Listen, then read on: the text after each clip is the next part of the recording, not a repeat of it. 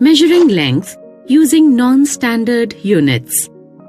In this module, you will learn how to measure an object or a place using non-standard units. Sid is studying in his study room. Suddenly he remembers that today his teacher introduced the topic of measuring length using non-standard units. So Sid decides to learn more about the concept he had done in class today. So he drew a tab from the drawer of his study table and switches it on. Measurement of length using non-standard units. We can measure a length with help of body parts.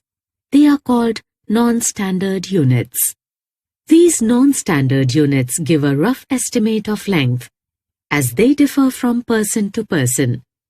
Some of them are hand span, cubit, fingers, palm, foot span, and pace.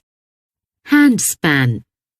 It is the distance from the tip of the thumb to the tip of the little finger in a stretched hand. For example, the length of this table is about 5 hand spans. Cubit. It is the distance between the tip of the finger to the elbow. For example, the length of this bamboo stick is about 3 cubits. Fingers. It is the unit of distance equal to the width of 4 fingers closely pressed together. For example, the length of this book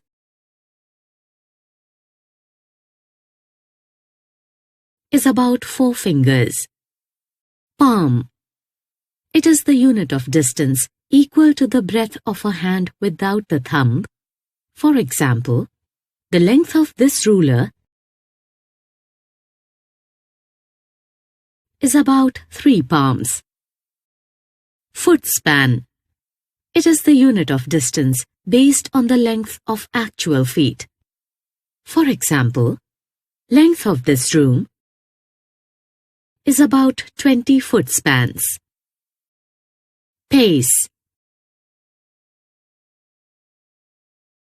It is the distance between 2 successive falls of the same foot. For example, the length of this cricket pitch